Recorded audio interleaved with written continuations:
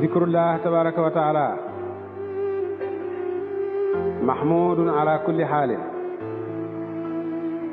sawaun zakara sirran aw jahran aw munfaridan aw fi jamaatin kaana Abu Bakrin yusalli bi layl. Allah subhanahu wa ta'ala suivait le prophète. yonent boobu. jamono bu nekk mu ngi am ay représentant. ci dundam sax. mu ngi am ay représentant. mooy ñoo xam ne ñoo koy représenté ci yeneen gox yi. di doxal li muy doxal. Elle dit que le prophète Mohammed sallallahu alayhi wa sallam donc a des représentants étaient vivants comme à cette époque. waaw même bu fi jógee tamit. al-ulama warasatul anbiya loolu yonent sallallahu alayhi wa sallam borom xam-xam yi ñoo doon yonent yi. Il dit même à cette époque aussi bien le prophète Mohammed sallallahu alayhi wa sallam a des représentants. Comme l'a indiqué le hadith qui nous dit que c'est les saints d'Allah subhanahu wa ta'ala qui représentent les prophètes.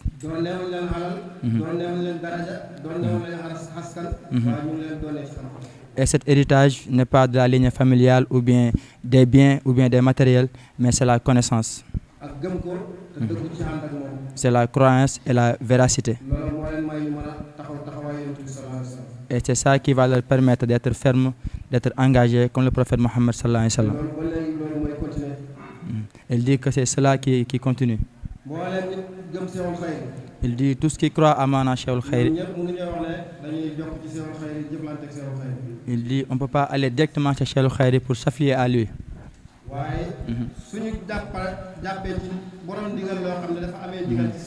Il dit si on s'affilie à quelqu'un qui a une bonne autorisation absolue à Cheikhul Khayri,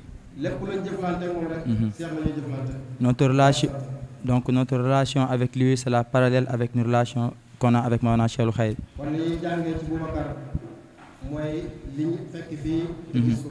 Donc ce qu'on apprend à Boubacar, donc c'est ce qu'on a trouvé chez notre Cheikh Mawlana Cheikh Ahmad Ndiaye.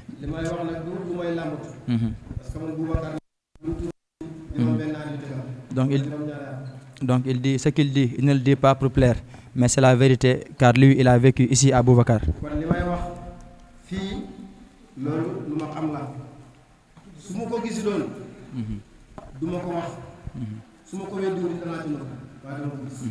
Donc il dit ce qu'il témoigne c'est la vérité car il a vécu ici à Boubacar. Donc tout ce qu'il a appris à Boubacar il l'a vu sur notre Cheikh Mawlana Cheikh Ahmad Ndiaye.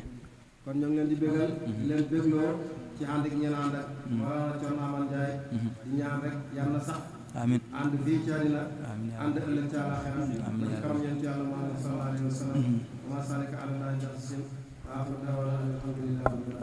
Alhamdulillah. Donc il dit, il nous félicite, il prie pour toute la Jama Hamadouna d'être des compagnons véridiques du Cheikh. Alhamdulillah. Il dit qu'Allah nous accorde la bonne compréhension.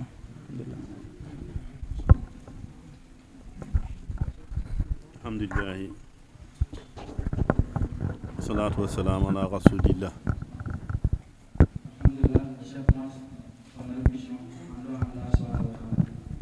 Assalamu alaikum wa rahmatullahi ta'ala wa barakatuhu. Di sant Yàlla di julli ci Yonent bi sallallahu alayhi wa sallam.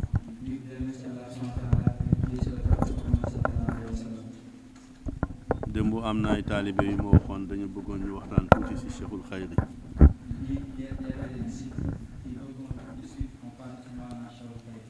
waaw c'est des taalibe yi nga xam ne ñu ngi jógee bitim réew lañu.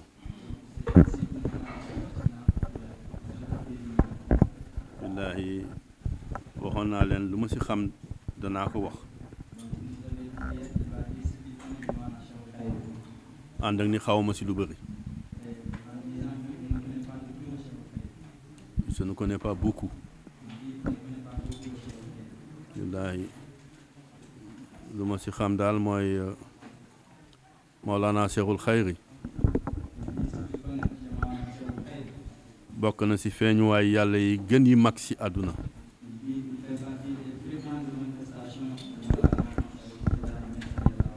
feeñuwaay yooyu nag du fii la leen yàlla fale.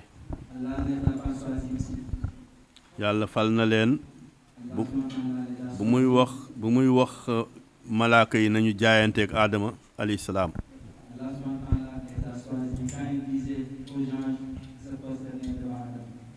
yàlla dafa wax malaaka yi danaa bind naa aadama danaa ko def mu nekk sama xalifa ci kaw suuf.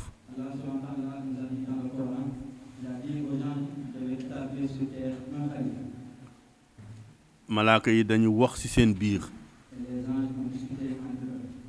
am na ñuy wax ni malaaka yi dañu weranteeg yàlla malaaka du weranteeg yàlla.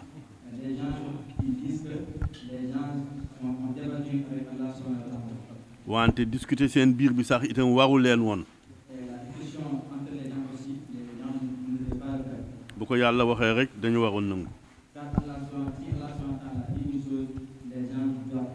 wante yàlla moo dogal malaaka yi discuter seen biir. ndax mu won leen li nga xam ni xew na te malaaka yi yëguñ ko. lu mu wax malaaka yi bu ñu discuter. dafa ne xam naa lu ngeen xamul. mu ne malaaka yi ñii ñan lañu ñii. ambiyuni bi asmaay haahulaay in kuntum saadiqina. mooy malaaka yi yàlla daf leen wax ni ñii taxaw ñii ces gens là ñan lañu.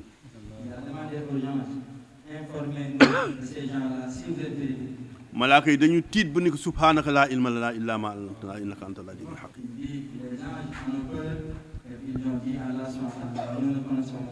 haahulaay foo ko déggee ci arab ak noo ko mën firee ñii la tekki ñii mooy ces gars là ñii ñan lañu ces gens là ñan lañu. bàyyi mu ne yàlla rek moo mën jëmmal bind dara fekk jëmmalagu ko.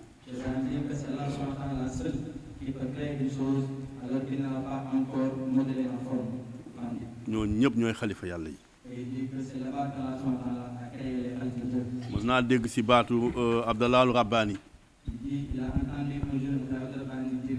yàlla mooy maye xilaafa te mi ngi ko mayee ci bu mu bindee aadama balaa malaaka yi di sujjóot ñu mu bindoon ni ñoom ñooy feeñuwaay yàlla yi ci kaw suuf.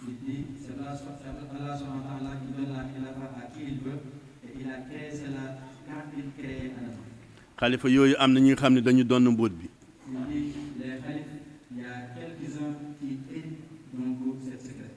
am na ñoo xam ne dañ ko doon wante dañ leen délégué ci donn bu ñu donn bi. Cheikh Ibrahim donn mbóot bu ñuy donn bi mooy dëgg-dëgg yonent bi sallallahu alayhi wa sallam.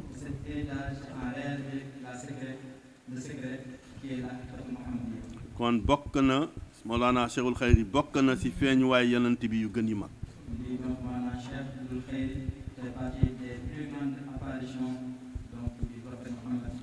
1952 le Mawlana Cheikh Ibrahim suñu sëriñ suñu yaakaar nga xam ni moom rek la ñu bëgg ci àdduna àllaaxira moom rek la ñu bëgg itam xool xar kanamam buñ ko xoolee daañu gis Cheikh Ahmad Tijaan daañu gis yonent bi sallallahu alayhi wa sallam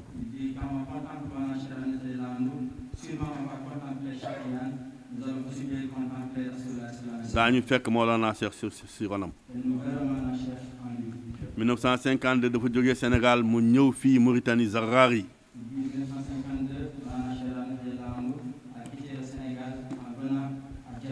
Zarari c'est la région des Dawali chérif yëpp fii la ñu dëkk Mouhamadul Hafiz Singiti Singiti naam la ñu jógee ñoom ñëpp Dawali yi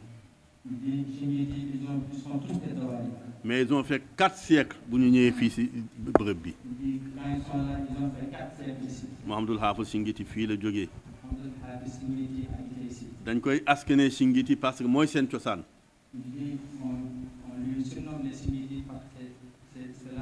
mais wàllu yu yàlla shérif yu ngeen di dégg yëpp c'est dans cette zone là qu'ils sont tous nés Mawlana Cheikh Ibrahim il est venu en 1952 mu ñëw 1952 ñëwam boobu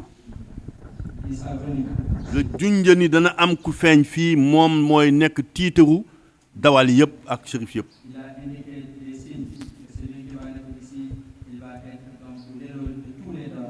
xeetam dañ ko puukarewoo puukarewoo.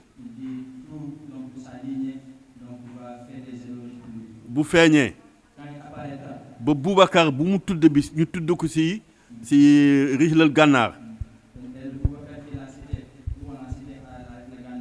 avant Cheikh di juddu Boubacar boobu bu taxawee sayru bëpp bu dëngoon dañ ko jubalaat.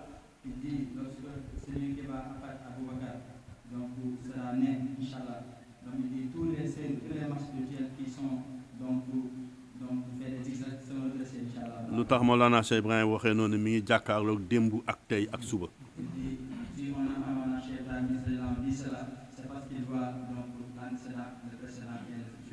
2 ans après.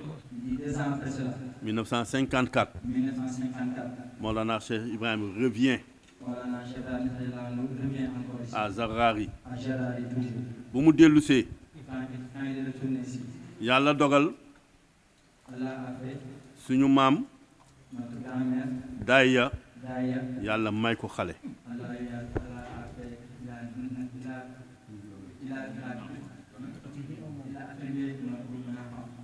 mi ngi ko may ci mois de avril altine la ko may.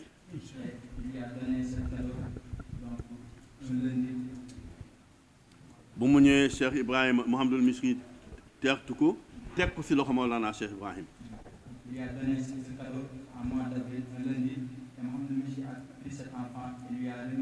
lëmas ko ci kaalam moom Misri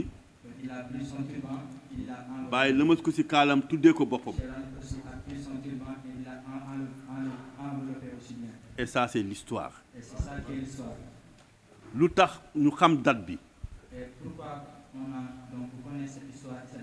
jamono jooju bàyyi fu mu dem yëngu-yëngu bu mag mooy am ndax mbooloo bi yëpp dañ koy topp.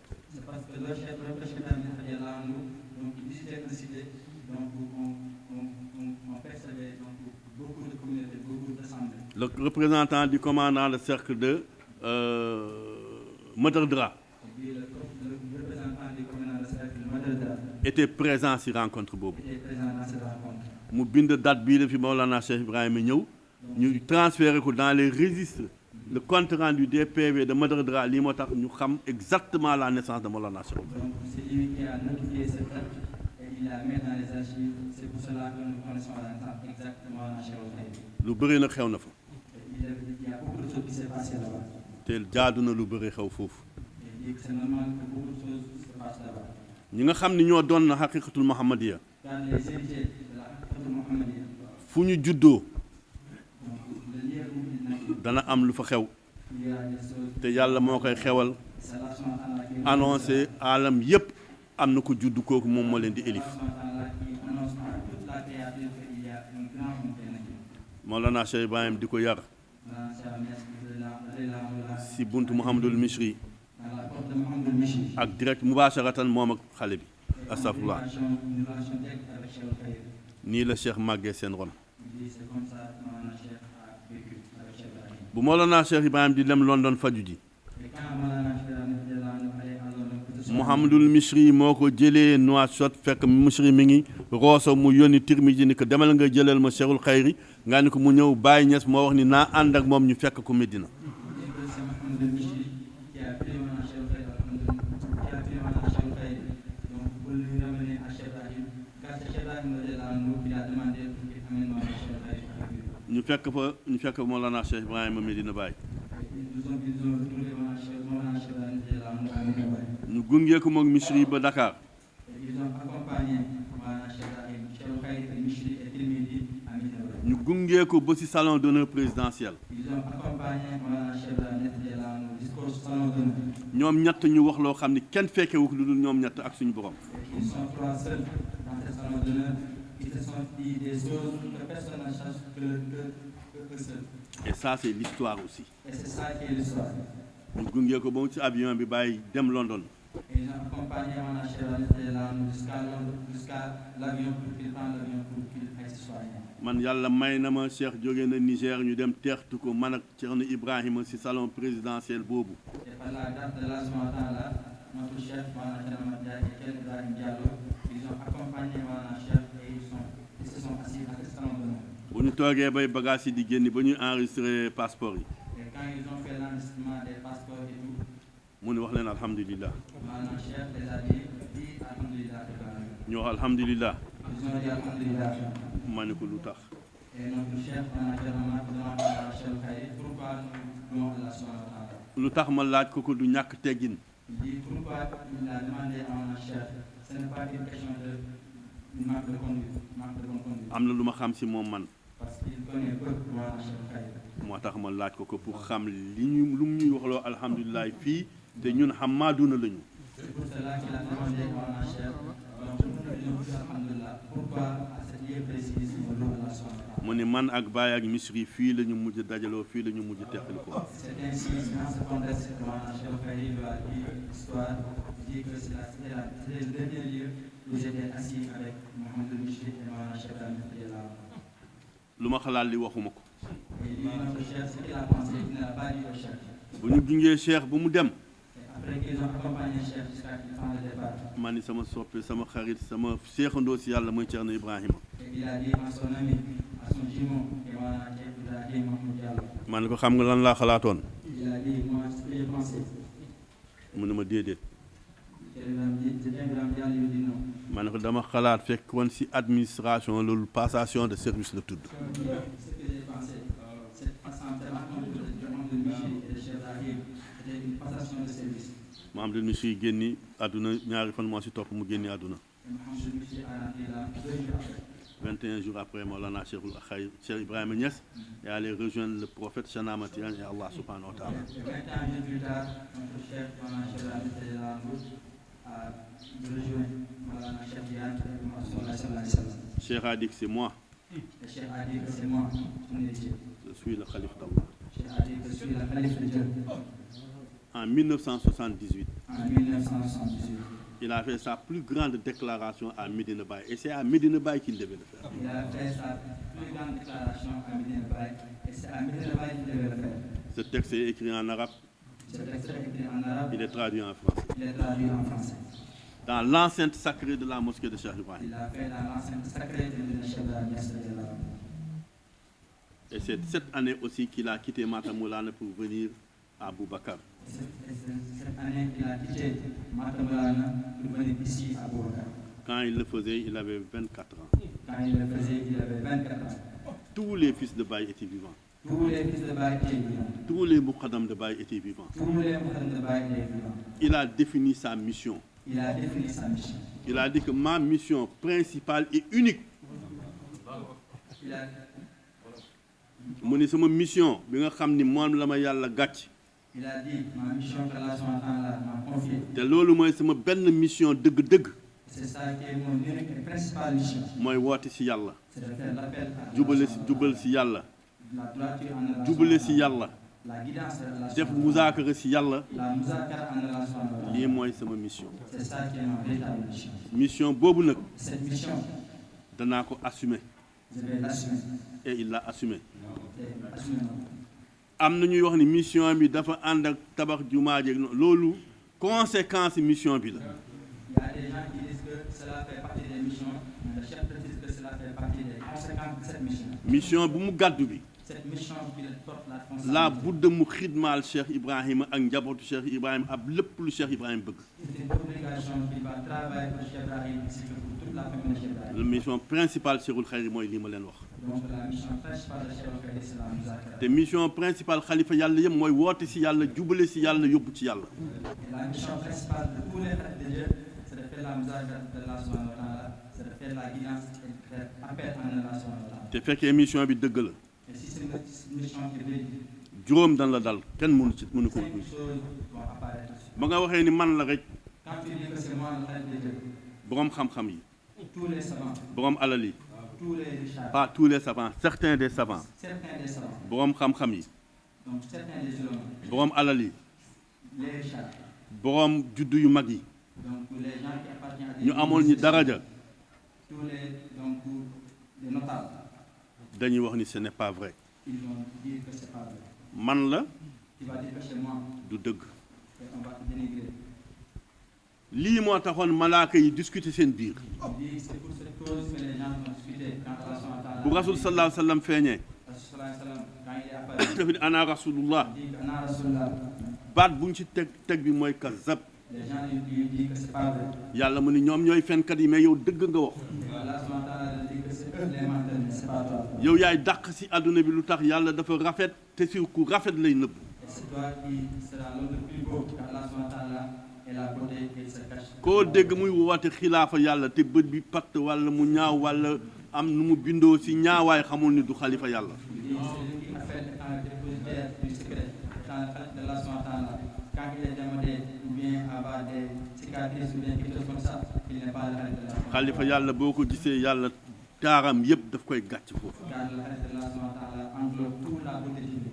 kon day wax ni man la Il va dire que c'est moi. du dëgg On va lui dire que c'est pas vrai. àdduna bi yëpp yaa ciy dàq Et il sera donc le plus donc, beau de toute l'humanité. mu nekk ñett Ça, c'est trois. lan moo ciy tegu Qu'est-ce qui s'ensuit? dañ lay dàq fa nga juddoo On va chercher la hauteur. comme ni ñu dàqee aadama ajana Comme on a cherché Adam alayhi salam. yonent bi ñu dàq ko mu génni màkk Allah subhanahu wa ta'ala, on l'a cherché à la mer. mu dem madinatul munawwara Et il s'est réfugié à Médinatul Munawwara. mu nekk ñeent C'est quatre.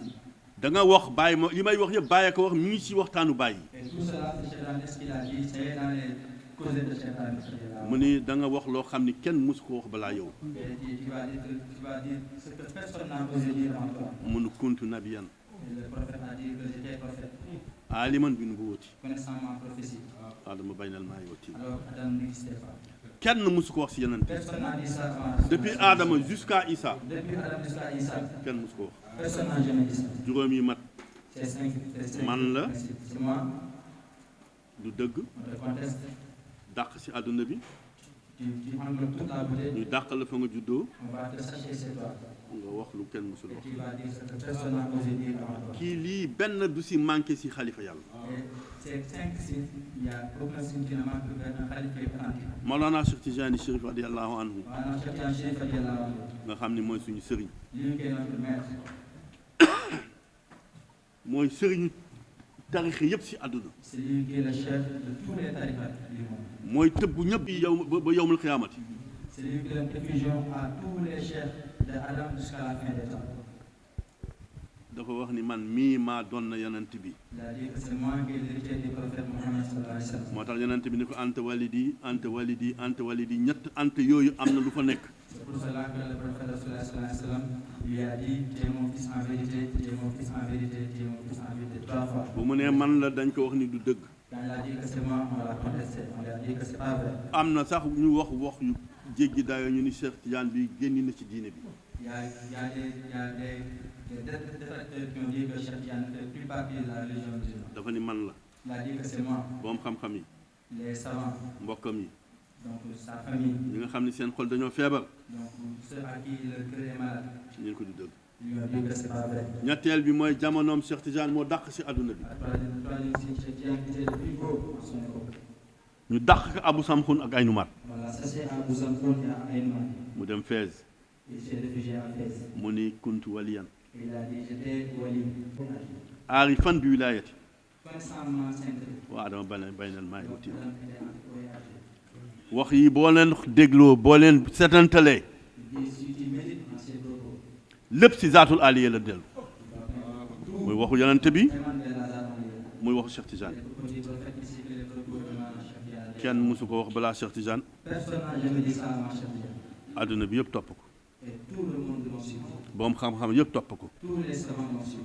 weddikat yi weddi ko ba Cheikh Ahmad Tidiane di génni àdduna Les détracteurs ont détracté jusqu'à Cheikh Tidiane de la ba tey ñu ngi koy weddi Et ils continuent toujours à le détracter. ku ko weddi nag Et c'est les détracteurs de Cheikh Tidiane, weddi nga dëgg ils ont détracté la vérité. te boo demee yàlla dana layoog yow Et le jour du jugement dernier, Allah subhanahu wa ta'ala va le châtier. Mawlana Cheikh Ibrahim bu mu feeñee Mawlana Cheikh Ibrahim qui est là, quand il est apparu, fii si Léona Niassène fii si Taïba Niassène à Taïba Niassène, ndeysaan dëkk bu ndaw la Sénégal c'est un petit village. baayam di lekk ñeleñ Son père mangeait du niaque, di lekk pataas mangeait du patas. jamono jooju jamono ju naq di woon la À cette époque, c'était très très difficile. du tuutil ko da wanee ni rek jamono jooju jamono xat-xat la dëkk bu ndaw la bàyyi feeñee te ndax commandé àdduna alam yépp On a très détracté, mais il est apparu dans un petit village et il va commander tous les univers. Tous les univers. Tout. Baye di màgg Baye grandi si ronu baayam donc sous son père qui est l'âge Abdoulaye Niass. wax na si làmmiñam lépp lu ma xam sama baay moo ma ko jàngal. Il a dit que tout ce que je connais c'est mon père qui me l'a enseigné. ba mu dajeek Quand il a rencontré shérif bi nga xam ni fii la jógee dans cette région là le chérif qui a quitté dans cette région-là, muy Abdoulaye Hadj qui est Abdoulaye Abdoul Hadj, doon wër xalifa yàlla bi naroon doon na Maolana Cheikh Tidiane di feeñal faydu bi fan la nekk. qui cherchait le khalife Maulana Cheikh Tidiane qui va hériter, donc Cheikh Tidiane qui va être le canteur de la fête tidiane. te fekk moom yaakaaroon na ni moom la. Et alors que lui, il pensait que c'est lui qui est le canteur. yeneen wali yu yàlla balaa Cheikh Tidiane di feeñ itam yaakaaroon nañ ni ñoom la ñoom la ñu. Aussi Cheikh Tidiane, les saints de la Soumana là, donc vous pensez que c'est eux qui étaient dépositaires de cette station. du ma dugg si loolu dafa gudd. Il ne va pas rentrer dans cette histoire car c'est un peu. mais bu muy ñëw di wër baay goos la woon goos mooy xale.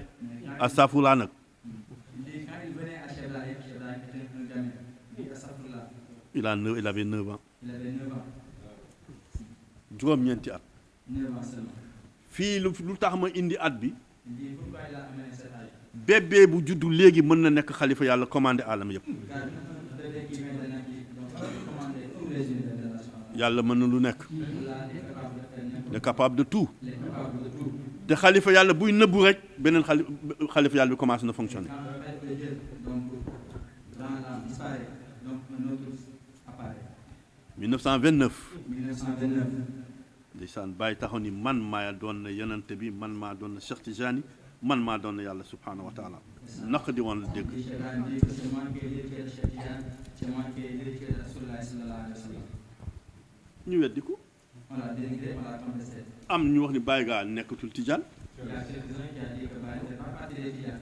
te bàyyi bu waxuma Cheikh Tidiane nekk taalibe Cheikh Tidiane bu dul Cheikh Tidiane Donc si Baye n'est pas Cheikh Tidiane, nga xam ne Cheikh Tidiane amul benn taalibe donc on saurait que Cheikh Tidiane n'a pas de disciple. bàyyi mu ni man mii maa ko doon Et Cheikh Ibrahim dit que c'est moi qui ai hérité de Cheikh Tidiane.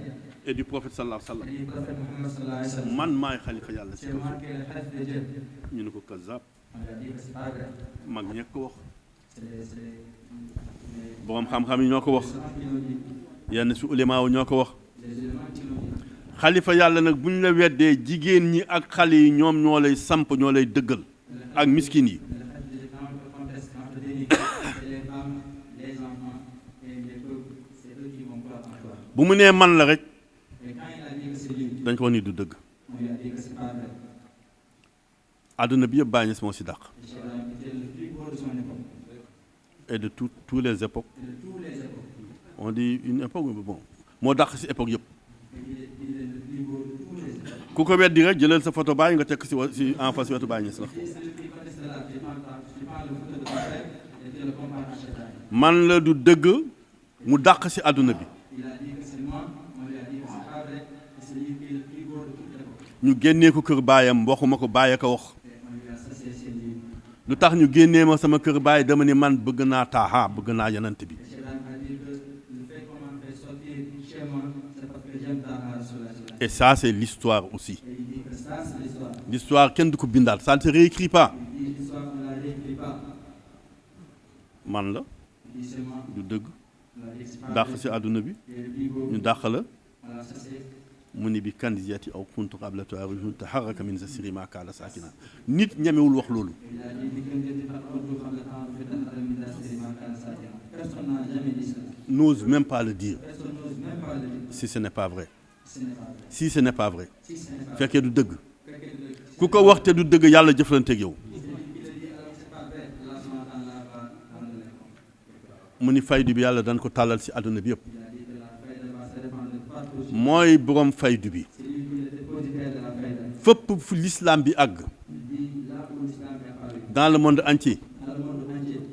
yanant bi moo ko fa yóbbu yanant bi moo ko fa yóbbu Le prophète sallallahu alayhi wa sallam, c'est lui qui a amené. parce que mission am la Car c'est la mission du prophète Mohammed si biir mission boobu Et dans cette mission, tarixa mi ngi nëbbu ci biir il y a la tariqa, faydu mi ngi nëbbu ci il y a biir la faïda aussi. te lii yëpp am na ñu mu ko mosaloon moom yanant bi si jamonoom Et tout cela, le prophète sallallahu alayhi wa sallam lui a donné à quelques-uns. islam bi fu mu àgg Islam, là où il a fait. tarixa Cheikh Tidiane dañ fa àgg La tariqa va être là-bas. Cheikh Tidiane moo ni kooku su feeñee fu islam àgg dañ fa yóbbu tarixa bi Et chacun avait dit que lui, le centre de la faïda, quand il apparaît, il va amener la tariqa partout où l'islam y est. te bàyyi wax na ko de Et Cheikh Ibrahim l'a dit. dana daj àdduna bi yëpp. Il va se répandre partout dans la terre. Regardez cette communauté qui est là seetal ñu fi nekk ñi. Donc regardez cette communauté qui est là. Ils viennent de tous les coins du monde. Ils viennent de tous les coins du fépp monde. lu ñu jóge ci àdduna bi. Ils viennent dans tous les coins du monde. kii nag nga xam ne mooy suñu sëriñ ñun. Lui qui est notre maître, maanaam Cheikhul Khayri. feeñ fii ci Zagari. Ici à Jarari. màgg Maata Mulaana ci ronu Mouhamadul Misri. Il est grandi à Matamulana avec Mohamed Michel. bu mu nee man la gannaaw bu bàyyi nëbboo. Quand il a dit que c'est moi, après, automatique bu bàyyi nëbboo dafa di man la. quand Baye a rendu là, automatiquement il a dit que c'est moi qui ai appelé. loolu indi fitna ba ñu dàq ko c'est normal ñu dàq ko. Et cela a amené beaucoup de contraintes et mu jógee Maata Mulaana mu ñëw sanc Boubacar. il a quitté Matamulana et s'est réfugié ici à Boubacar. àdduna bi yëpp moo ci dàq. car Il est le plus beau dans toute l'univers. da nga koy gis tey mu ngi nekk xale. Tu le vois parfois comme un jeune, nga dellu si néeg bi mi ngi nekk màggat. parfois tu le vois comme un vieux. nga toog si moom muy ay melokaan yu nga xam ni kenn xamul lan la. Parfois tu sens que c'est devant toi qui ne même pas, ne pourra même pas le comprendre. zalika fadlullahi lazim yuti man yashaw. Ça, c'est la grâce de Allah subhanahu wa ta'ala qui accorde à qui il veut. mu ni man la Il a dit que c'est moi. ñu dàq ko Maata Mulaana Voilà, ça c'est un Matamulana. moo dàq si àdduna bi. Il est le plus beau de cette époque. am na lu des du dëgg On lui a contesté. man la rek du dëgg Quand tu dis que c'est moi, on va te dire que c'est pas vrai. ñu génne ko Maata Mulaana On lui a associé à Matamulana. dàq si àdduna bi.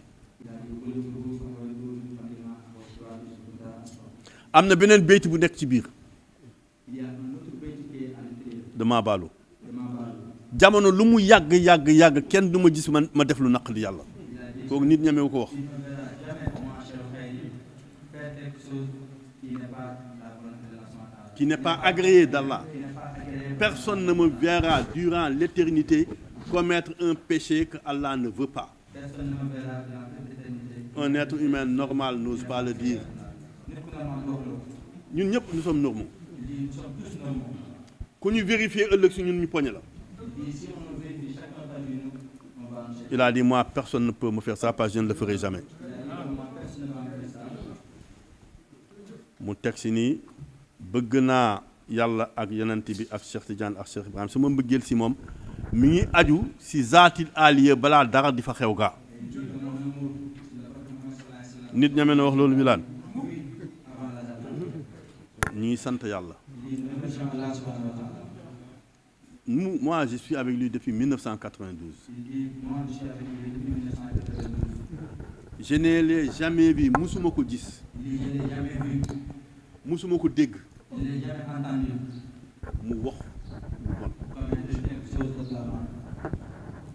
te bokk na si mandarga yu bàyyi wax yi Et cela ku doon na ki mbóot mi nga xam ni lem naa xaqaayi gi lem naa mazahir yi lem naa dawahir yi lem naa jamono lem naa bërëb lem naa wirdi yi comme ni ñuy lemee téere mooy ni ñuy résumé téere mu dugal ko si benn waay bàyyi ko wax. cela fait partie des signes. Voilà, Cheikh Ibrahim a énuméré dans Jawahir Sahih, quand il a dit que j'ai plié les réalités, j'ai plié les azwaq, j'ai plié les espaces, j'ai plié les temps, comme on plie une roue d'un livre, et je l'ai mis dans un dépositaire. bàyyi benn waay la wax de Baye a dit un seul en est dépositaire. fa wallahi la tulfa li ahmada saniyan Baye a dit que de suite, Allah subhanahu wa ta'ala, le trésor ne sera jamais séparé. fal ahmadu Ahmad fardun jawharun lan yu xasama. toujours un singulier. Cheikh Ibrahim radiallahu anhu Cheikh Ibrahim sallallahu alayhi wa sallam. bu ñu ko waxee alhamdulillahi si moom Quand on dit alhamdulillah à Cheikh Ibrahim, li an zakartukum la ajdannakum. Allah nous dit dans le Coran, quand on loue Allah subhanahu wa ta'ala, Allah va nous augmenter. quand on dit alhamdulillah Quand on dit alhamdulillah, yàlla daf ñuy dolli Allah nous augmente. mu buñaanu cheikhul xayri. C'est Allah qui nous a augmenté en donnant Cheikh. Voilà notre maître. Voilà notre maître. Voilà cheikhul xayri. Voilà Cheikh Khayri. Voilà un fils spirituel de Baye. Voilà un fils spirituel de Baye. Voilà celui à qui Allah a donné la gouvernance des univers. Kii nga xam ne yàlla moo ko tànn mu nekk njiit ci univers yëpp. ku mu neex yàlla def na ko ku mu naqadi yàlla def na ko. Celui qui veut Allah subhanahu wa ta'ala fait, celui qui ne veut pas Allah subhanahu wa ta'ala fait. fekkee du dëgg Il dit si ce n'est pas vrai, keneen na woote rek. quelqu'un d'autre dit cela. juróomi dajaloo ci moom Si les cinq se réunissent en lui, tant qu'il est vivant loolu du am. tant qu'il est vivant, ça n'existera pas. képp ku mu wax di xilaafa yàlla man maay xalifa yàlla Celui qui dit que moi nga nekk ci jàmm fa nga juddoo fa nga màggee kenn defu la dara kenn génneewu la da nga war dellu gannaaw nga tuubal yàlla yàlla mayee na xilaafaam ci ësal ànd bu ma ànd beeg moom man Cheikh Baye rek laa fa gis lépp bëriwu ma xam-xam ci Baye nag mais lépp lu ma dégg ci moom walla ma gis ci moom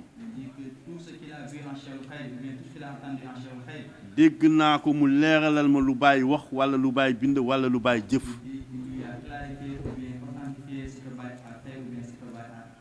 musuma dégg lii wax naa ko diggu Medina Baye mu wax lu Baye waxul walla mu def lu Baye ba deful nañ ko peese ci muqaddam si Baye Niass àdduna bi yëpp seen ndegam benn la ñu ngi ñaan yal na ko yàlla may gudd fan ak wér ñu ngi ñaan yàlla yàlla wéral ko ñu ngi ñaan yàlla yal nañu yàlla may yenam bi ñuy nàmp meew buy génn bi te nekk Baye Niass yal na ko yàlla yàggal si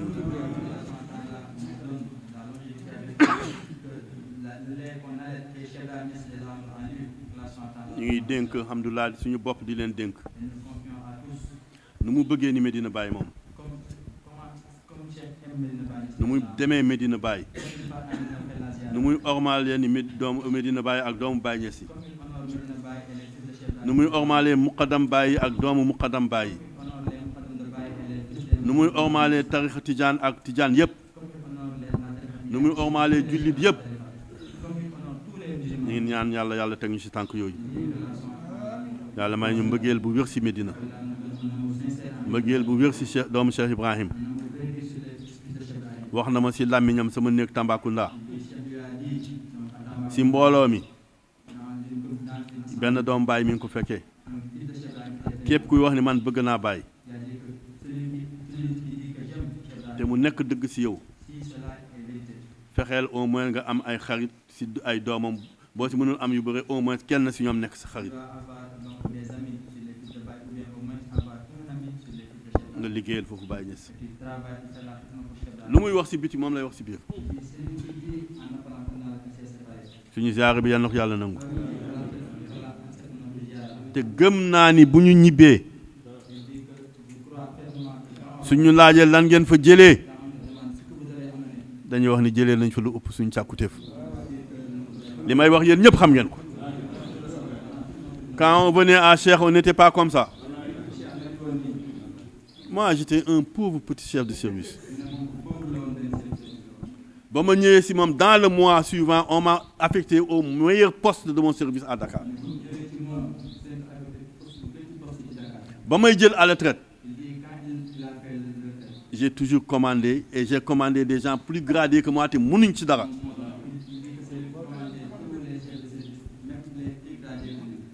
ñuy sant yàlla bu baax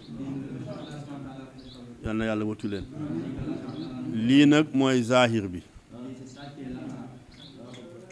mu des léegi wa ma adraka ma sha'ul khayr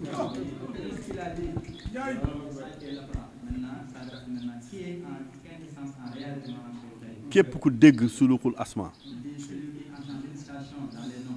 waxuma tur yi de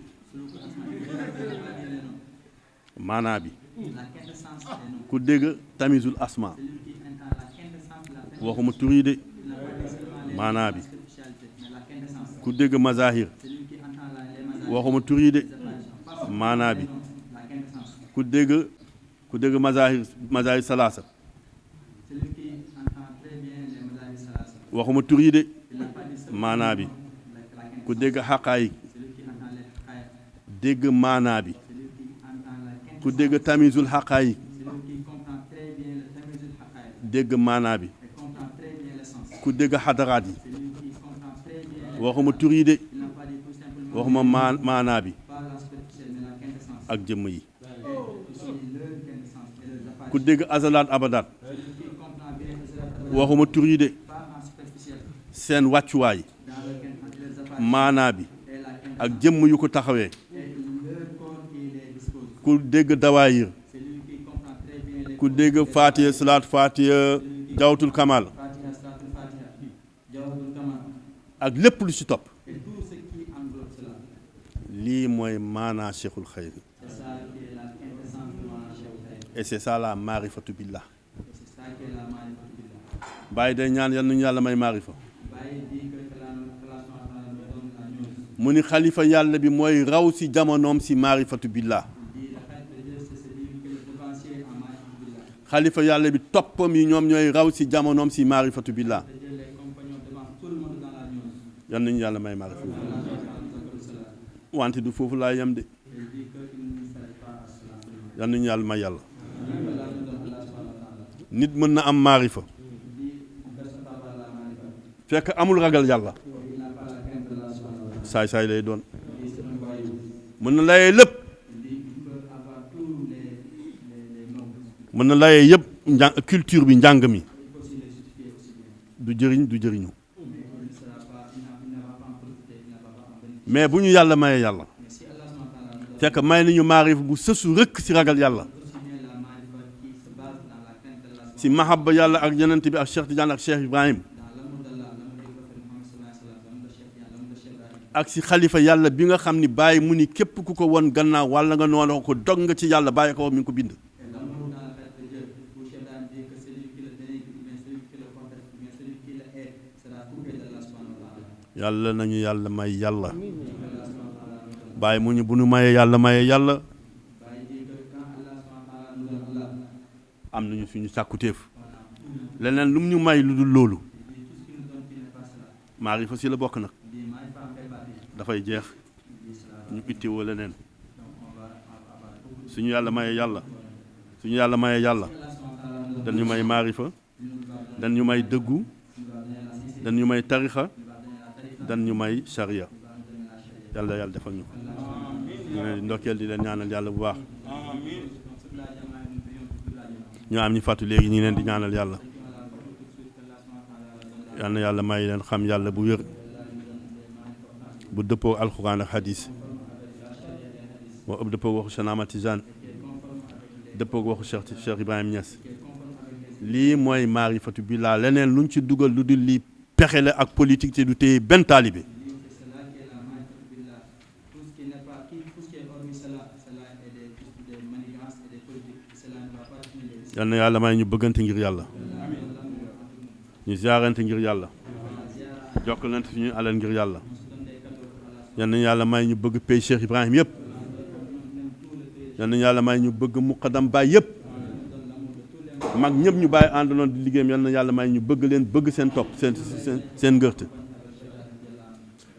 wax naa man ànd ak si baay gëm naa ko te loolu rek laa gëm loolu rek laa bëgg Il dit que lui, il croit à la compagnie en Cheikh Ibrahim, c'est ça qui est son principe, c'est ça qu'il désire. juboo si baay Être en compagnie en Cheikh Ibrahim, loolu rek laa bëgg c'est ça seulement qu'il aime. mais man dama ni dama si am li nga xam ni dama koy teg moom lu ñuy tuddee les normes Mais lui, son compagnonnage en Cheikh Ibrahim, il a des normes et des principes. mooy lu war C'est une obligation.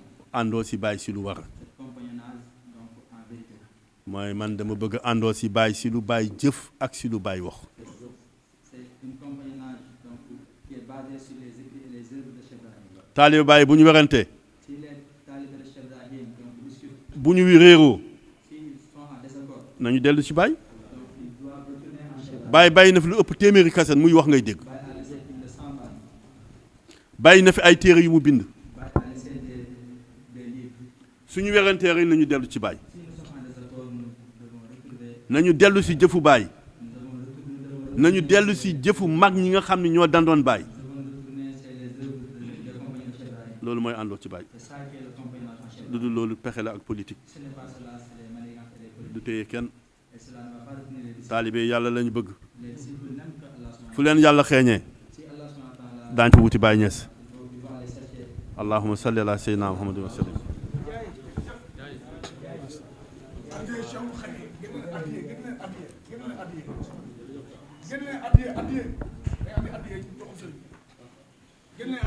Bismillah.